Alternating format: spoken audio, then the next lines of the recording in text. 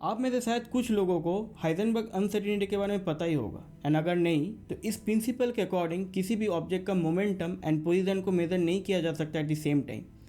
यानी कोई भी ऑब्जेक्ट का अगर आपको पोजीशन पता है स्पेस में, देन आपके लिए उस ऑब्जेक्ट का मोमेंटम कंप्लीटली अनसर्टेन होगा। सिमिलरली हम अपने लाइफ के फ्यूचरिस्टिक इवेंट को लेकर कंप्लीटली अनसर्टेन होते हैं एक्सेप्ट वन, वो है डेथ। डेथ एक ऐसा इवेंट है जो कि 100% सर्टेन होने के बावजूद भी हम इसके बारे में सोचने तक को अवॉइड करते हैं। ऐसा इसलिए है क्योंकि डेथ को हम नेगेटिव वे में परसीव करते हैं और हमें लगता है कि डेथ एक ऐसा इवेंट है जो कि किसी एक पॉइंट में जाके हमारे साथ होने वाला है। एंड सेकेंड रीज़न है कि हमारे इतने सारे डिज़ायर्स होते हैं जो कि हमें डेथ के बारे में सोचने नहीं देता है। हमें लगता है कि जो हमें दिख रहा है वही सच है। अब डिज़ायर्स हर लोगों के होते हैं, राइट, बट सबके डिज़ायर्स पूरे नहीं होते हैं। We have different kind of theories death के बाद की लाइफ को एक्सप्लेन करता है।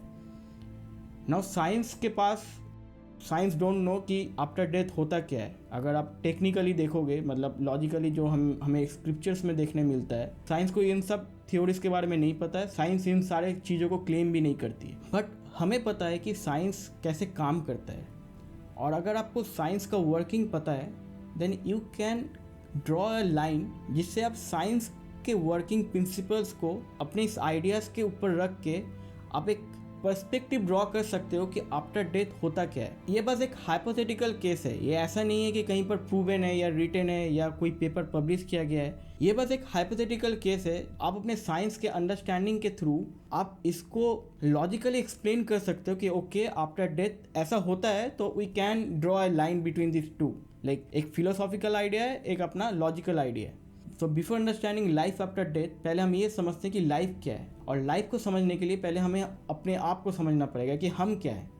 हम और कुछ भी नहीं, हम मैटर है। और मैटर हम उसे कहते हैं जो कि एक स्पेस होल्ड करे और जिसका सर्टेन मास हो due to the atom which is present in your body. So mass एक फिजिकल प्रॉपर्टी है जो कि साइंस में हम इसको समझते हैं। हमें पता है कि मास है, मास एग्जिस्ट करता है, और इसके लिए हमें कोई बुक पढ़ने का ज़रूरत नहीं है। सेकेंड थिंग है एनर्जी। तो हमें अपने काम करने के लिए एनर्जी का ज़रूरत है, और हम जो एनर्जी लेते हैं वो अपने फूड के थ्रू लेते हैं, जिसमें एनर्जी हम मेनली कैलोरीज में काउंट करते हैं। तो ये दोनों फिजिकल प्रॉपर्टी है जो कि हमें समझ में आती है। पहला है मास, जो कि एक हमें पता है कि हमारा एक मास है, और सेकेंड है इस मास को काम करने के लिए एनर्जी का ज़रूरत है। अब जो थर्ड पॉइंट है वो काफ़ी ज़्यादा क्रिटिकल है, पूरे यूनिवर्स में लगता है, वो है इंट्रोपी।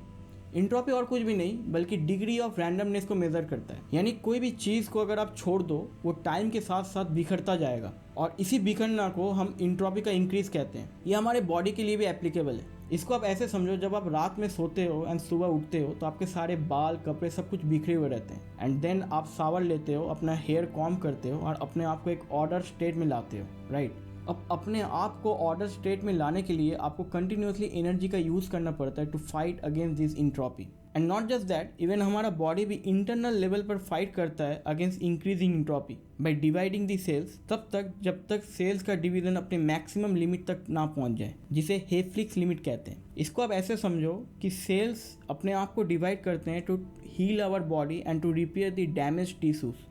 अब कोई भी सेल का एक साइकिल होता है जिसे 4 स्टेज में डिवाइड किया गया है। G1 फेज, जिसे ग्रोथ 1 फेज कहा जाता है, जिसमें सेल ग्रो करते हैं एंड नॉर्मली फंक्शन करते हैं। देन आता है सिंथेसिस फेज, जिसमें डीएनए का रेप्लिकेशन होता है। देन आता है ग्रोथ 2 फेज, जिसमें सेल अपने आप को प्रिपेयर करता है for the division and check करता है कि कोई एरर है कि नहीं। एंड देन आता है लास्ट फेज, जिसे मिटोसिस कहा जाता है, जिसमें सेल फाइनली डिवाइड हो जाता है। बट हर बार जब सेल का डिवीजन होता है, उस दौरान क्रोमोसोम में मौजूद टेलोमर्स कंप्लीटली कॉपी नहीं हो पाता है, ड्यू टू विच हर डिवीजन के साथ क्रोमोसोम का साइज छोटा होते रहता है, and they reach to a maximum limit, जिसे हेफ्लिक्स लिमिट कहा जाता है, जिसके वजह से हमारा एजिंग होता है एंड एक दिन हम फाइनली मर जाते हैं। The moment when we die, हमारा बॉडी का एक्सपोनेंशियल डिके शुरू हो जाता है, एंड ये इंक्रीजिंग इंट्रोपी को भी रिप्रेजेंट करता है। अब इसके अगेंस्ट में लड़ने के लिए कोई इंटरनल एनर्जी है नहीं। आई होप कि आप लोगों को इतना दूर समझ में आ गया होगा कि हाउ दिस पैरामीटर्स और the physical properties govern our life. अब समझते हैं कि आफ्टर डेथ होता क्या है। तो मोमेंट व्हेन वी डाई, हमारा बॉडी उसके बाद एक्सपोनेंशियली डिके होना बॉडी का शुरू हो जाता है। एंड डिके का मतलब हमारा बॉडी का जितना भी सेल्स है, जितना भी हमारा जो बॉडी का पूरा स्ट्रक्चर है, वो फिर से एलिमेंट्स में टूटने लगते हैं, डिकम्पोज होना बॉडी का स्टार्ट हो जाता है। इस दौरान बॉडी का मास जो है वो नेचर में फिर से डिसिपेट होने लगता है। एट द सेम टाइम इसके दौरान बहुत सारे केमिकल प्रोसेस भी होते हैं, केमिकल रिएक्शंस भी होते हैं, जिसके दौरान बॉडी अपना एनर्जी को हीट के फॉर्म में रिलीज़ करता है नेचर में। एंड क्योंकि बॉडी डिके हो रहा है, इसका इंट्रोपी कंटिन्यूसली बढ़ रहा है, क्योंकि अब इसका डिग्री ऑफ रैंडमनेस काफ़ी ज़्यादा बढ़ चुका है। अगर आप प्रॉपरली देखोगे ये तीनों फैक्टर, जिसको हम ऐसा कह सकते हैं कि फंक्शन ऑफ लाइफ है, like energy, entropy and mass, जो कि आफ्टर डेथ भी आपको गवर्न कर रही है। तो अगर आप किसी को डेथ के बाद लाइक अगर आप अपना पर्सपेक्टिव को थोड़ा सा चेंज करोगे तो आपको समझ में आएगा कि लेट्स से कोई मर गया और उसको हम दफना देते हैं। आफ्टर सम टाइम आप वहाँ पर जाके देखोगे तो वो मिट्टी बन चुका होता है। मोस्ट केसेस में आपको ऐसे भी देखने मिल सकता है कि जो डेड बॉडी है उसमें से शायद कोई पेड़ निकल के आया हो, ठीक है। There is 100% possibility, and not just possibility, this is like science is sure about this. और ये हम सबको पता है कि अब जो वो वहाँ से जो एक पेड़ निकला है, उस डेड बॉडी से जो अब एक पेड़ निकल के आया है, उस पेड़ में उसी डेड बॉडी का एटम मौजूद होगा। अगर आप अपने आप को क्वांटम लेवल पे जाके तोड़ो तो आप कुछ भी नहीं, आप बल्कि एटम्स के अरेंजमेंट ही हो, ठीक है। आपके बॉडी में एटम सर्टेन डिग्रीज में, सर्टेन वेज में अरेंज है, इसके वजह से आप यहाँ पर बैठ के मेरा वीडियो देख पा रहे हो। तो द मोमेंट यू डाई, आपका बॉडी के जो सेलुलर लेवल में जो बॉडी टूटने लगती है, उसके बाद जो पूरा मतलब आपका जो कंप्लीट मास होता है वो जो फिर से नेचर में अपने आप को डिसिपेट कर देता है। इसमें अगर आप क्वांटम लेवल पे जाके देखो तो ये बेसिकली और कुछ नहीं बल्कि एटम ही है। तो अगर कोई डेड बॉडी से अगर आप किसी को दफना देते हो, वहाँ से एक पेड़ निकल के आता है, तो उस पेड़ का किसी एक पॉइंट में या पूरा पेड़ में ही आप बस उसी डेड बॉडी में जो एटम्स थे वही एटम वहाँ पर गए हैं। सो हाइपोथेटिकली अगर आप सोचोगे और आप अगर एटम को सोल के साथ कंपेयर करोगे तो ये एटम कंटिन्यूसली अपना बॉडी चेंज कर रहा है over the period of time. Let's say मेरे बॉडी में जो अभी एटम है और मैं मर जाता हूँ और मेरे को दफना दिया जाता है, तो मेरे बॉडी से लेट से कोई एक पेड़ निकल के आया, तो उस पेड़ में वही एटम होगा जो मेरे बॉडी में है। इसका मतलब अगर आप सोचोगे तो वो एटम बस अपना बॉडी चेंज कर रहा होगा द पीरियड ऑफ टाइम, ठीक है। आज मेरे में है, कल किसी पेड़ में होगा, तीसरा दिन प्रोबेबली किसी दूसरे जानवर में होगा, मे बी उसके बाद किसी फ्रूट में होगा, नो वन नोस। इसका मतलब है अगर हम एटम को सोल के साथ कंपेयर करते हैं तो हम प्रॉपरली ये देख पा रहे हैं कि ये एटम बस ट्रैवल कर रहा है एक प्लेस, मतलब एक बॉडी टू दूसरा बॉडी, ठीक है।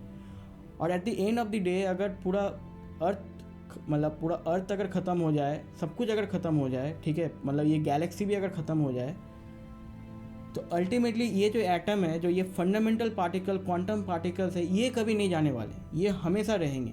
क्योंकि हमें पता है from the laws of physics कि मास जो है वो कंजर्व रहता है। वो ये एक पर्सपेक्टिव है जिसको आप डेवलप कर सकते हो ये समझने के लिए कि किस तरीके से हमारा जो लाइफ है आफ्टर डेथ काम करता है। दो ये सब जो बातें हैं, जो कॉन्शियस लेवल की बातें है कि हमारा कॉन्शियसनेस ट्रैवल करता है और व्हाटएवर, ये कितना सच है हमें तो नहीं पता, लेकिन the moment you understand this fundamental fact कि आपके बॉडी में जो आज जो एटम है वो एटम इस यूनिवर्स का पार्ट है, किसी एक पॉइंट में इस यूनिवर्स में फॉर्म हुआ है, आज आपके बॉडी में आया है, कल आपके बॉडी से निकल जाएगा। इसका मतलब ये बस कंटिन्यूसली अपना बॉडी चेंज कर रहा है। आई होप कि आप लोगों को एक नया पर्सपेक्टिव मिला होगा लाइफ आफ्टर डेथ को समझने के लिए, and how science can explain all this fundamental things at quantum level. So by saying all this, मैं आज का वीडियो यहीं पर ख़त्म करना चाहूँगा और आई होप कि आप लोगों को ये वीडियो पसंद आया होगा। एंड अगर ये वीडियो पसंद आया है तो चैनल को सब्सक्राइब करना नहीं भूलिएगा। मिलते हैं अगले वीडियो में एक नए टॉपिक के साथ।